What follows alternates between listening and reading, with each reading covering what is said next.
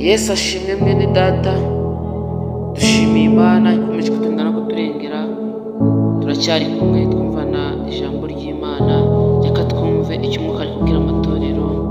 Ashaka kuvuga uburyo umuntu anyura mu buzima ntagire umuntu kwibuka, ariko Imana ye ikaba ifite ubushobozi bwo kwibuka.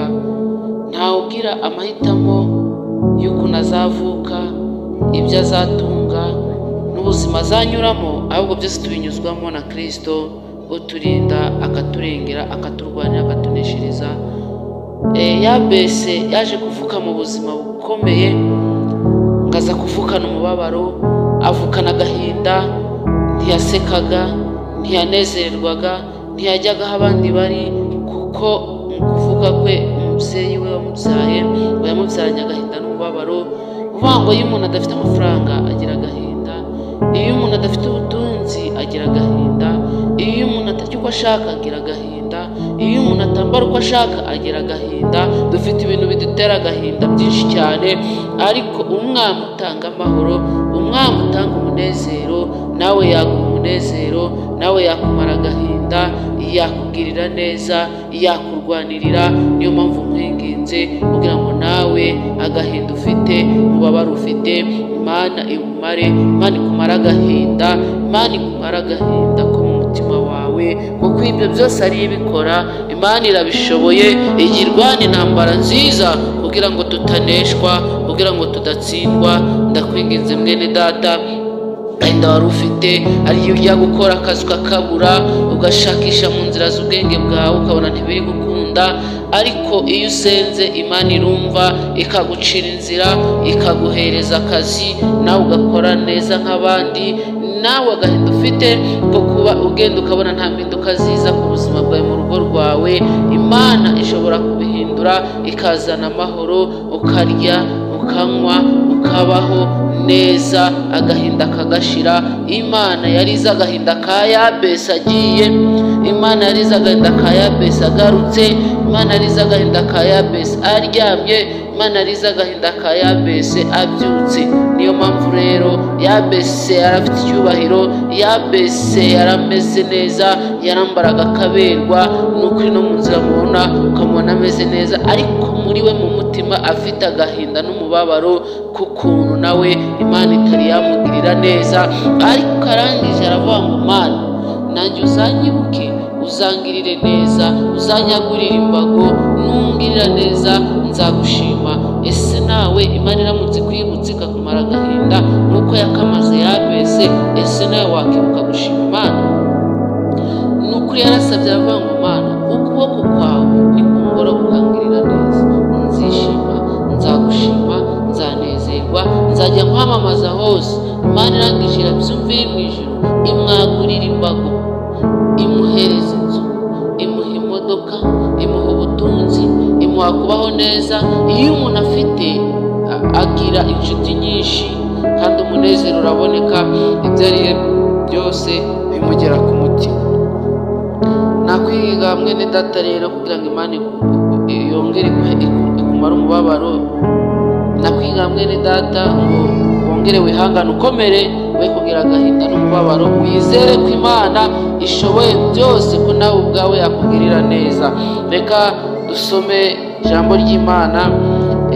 Turasanga muri Ezekiya ibice 16 n'umurongo wa 5, hari kuvuga ngo ntawakurebanye imbabazi kugira ngo agukoreho ibyo akugiriye ibambe, ahubwo watawe ku gasozi ku munsi wavutsemo, kuko wagawaga. Iyo umuntu abayeho mu buzima bubi aragawa, iyo umuntu nta gisubizo yari yabona aragawa, akavugwa n'abakuvuga bashaka ko babaza ubuzima bwawe, ariko abatakuzi ntibakuvuga, kandi abatazi amavu n'amavuko yawe ntacyo bakirirwa bakurebaho ngo bakuvugeho, oya. Ariko abo bantu bakuzi ngo ntawakurebanye imbabazi, nta muntu ushobora kukurebana imbabazi. Iyo abantu uri mu kigeragezo ntawe ukwitayeho, iyo uri mu ntambara ntawe ukwitayeho, iyo bari kukuvuga ntawe ukwitayeho, ariko Imana iri mu ijuru ibi kukureba, ibizi ubuzima uri kunyuramo, ibizi ishuri ryawe uri kwiga, kuko ibizi ngo ugeze mu shuri runaka wazamutse muri kaminuza se cyangwa ugiye gusoza amashuri se, kuko Imana ariyo itwigisha. Yigishije Yobu imucisha mu buzima bukomeye. Yobu yiga kubaho, yari afite inka ari ntazo, yari afite urubyaro ari ntarwo, umugore yakundaga nawe ari ntawe, ibibazo ari ibibazo, inshuti ze ziri kumugaya, nta n'uwamugirira imbabazi, ahubwo zikamubwira ngo manza ari ibyaha yakoze. Iyo umuntu ari mu kigeragezo abantu bakuvuga uko bashaka, iyo umuntu afite ikigeragezo ntawe ukwitayo, ntawakugirira imbabazi. Ariko Imana dusenga igira imbabazi. Iyo ibonye ahantu hatari amahoro ihazana amahoro, iyo ibonye ahantu hatari umunezero ihazana umunezero, iyo ibonye uri mu nzu y'ikodera ikwishyurira, kandi yiteguye no kugutuza ahawe nawe ukagenda ugakora, ugatunganirwa, ugahirwa, ukubaka inzu, ukagira imodoka, ukagira n'ibindi. Ibi ngibi Imana irabishoboye. Niyo yonyine gusa igira imbabazi, niyo yakugirira ibambe, niyo yakureba n'umutima w'urukundo. Ariko kuko twebwe dutuye mu isi, ntawakurebana imbabazi, ntawakurebana ibambe. Niyo mpamvu rero ubwira ngo umunsi wa none nawe ugendane n'Imana, kandi n'Imana igendane nawe, kugira ngo ubone imbabazi z'Imana, ubone amahoro y'Imana, ubone urukundo rw'Imana, kugira ngo igukoreho, ikugirire neza. Imana yagukozeho indwara wari urwaye yakira, Imana yagukozeho agahinda wari ufite kashira, Imana yagukozeho ntawakongera kukuvuga ukundi. Iyo yakugirira ibambe, ariko nta muntu wakugirira ibambe. Nubwo watawe ku gasozi ku munsi wavutse, buriya duhora tuvuka buri munsi, niyo mpamvu tubwira Imana ati duhindure ibyaremwe bishya. Waravutse uragenda urirwariza, usiga papa wawe, usiga mama wawe, usiga umuryango uvukamo, nawe ujya kubaka urwawe. Ariko urugezemo ubona nta mpinduka ziri kuza, murakora akazi kagahagarara, ubuzima muri kunyuramo mukabona ntibiri kwemera. Ariko igihe kirageze kugira ngo umwanzi Satani atsindwe, izina ry'Imana rishyirwe hejuru, izina ry'Imana rihabwe icyubahiro. Nubwo ntawakugirira ibambe, ariko yo igiye kukugirira ibambe. Ngo ahubwo watawe ku gasozi ku munsi wavutseho, kuko wagawaga. Hari igihe cy'abantu bakubona bakakugaya pe, bakakugaya. Ubuzima turimo Imana itubabarire, imuhindure. Uko yemeye kugira neza Esiteri, ikamuhindura amateka, agatunga inkoni, nawe akaba umugore w'umwami. Yarari umunyagano, ari ntacyo ari cyo, ariko kuko yubahaga Imana akagendana nayo, ndetse mu gihe cyo gutoranwa kw'abagore bazaba b'umwami yaciye bugufi, yanga kwiyandurisha ibyo kurya by'ibwami, yanga kujya mu bintu bihenze cyane, ahubwo ubuzima bwe bwereka Imana. Arasenga aravuga ngo Mana, ari wowe uzampindurira ubuzima, niba ari njye uzatoranwa ni wowe uzabikora. Ariko iyo uzatoranwa cyangwa uzaba umuntu ukomeye, Imana ibihisha amaso y'abantu, nawe ubwawe ntubimenya. Nubwo uba wumva ko Imana izakugira neza, ntubuze umunsi n'itariki. Na Esiteri nawe niko byagenze, ntiyarazi umunsi, ntiyarazi itariki, ntiyarazi igihe. Ariko igihe cy'Imana yo cyageze, weho watawe ku gasozi, weho wavutse ukabona nta epfo nta ruguru, ugasanga iwanyu nta mitungo bafite, ugasanga iwanyu nta bintu badakize. Ariko igihe cyagera nawe Imana ikaguha ubukire, nawe ugatunga ugatunganirwa, ibyo wabonaga bidashoboka bigashoboka.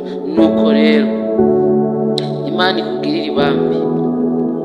Ntawakurebana imbabazi, ariko Imana igiye kukurebana imbabazi. Imana ikurebana imbabazi, Imana ikurebana imbabazi, Imana ikurebana imbabazi umuntu atakureba, Imana ikurebana imbabazi sitakurebana, Imana ikurebana imbabazi. Imbabazi zirimo amahoro, imbabazi zirimo urukundo rwayo. Imana iguhe gukundwa, Imana iguha agaciro. Ngo nkunda abankunda kandi abanshakana umwete bazambona. Nawe rero ubona Imana iri mu ijuru, nawe ubona Imana ifite ubutwari, nawe ubona Imana ifite icyubahiro. Mwene data, ni ukuri ongera nawe ubeho, kandi ongera ubeho neza. Nubwo umeze nk'uwatawe ku gasozi, nuko ibyo bitarasobanuka, ariko dore bigiye gusobanuka, kugira ngo ujye ubona ishimwe ry'Imana, kugira ngo nawe uhimbaze Imana, kugira ngo nawe unezererwe Imana, kugira ngo nawe uvuge Imana, kugira ngo nawe unezererwe Imana. Reka dusenge dushime Imana. Imana yumva, Imana ikiranuka. Mwami Yesu, mwana w'intama w'Imana, tugushimiye yuko ari wowe twanura, twanamye, turi ku gasozi, byakomeye, nta epfo nta ruguru, nta waturengera, nta n'uwatugirira neza. Mwami turagushimye, ukaruhindura amateka, biyahindure buri umwe wese uzumvira ijambo, ni ukuri akakwizera.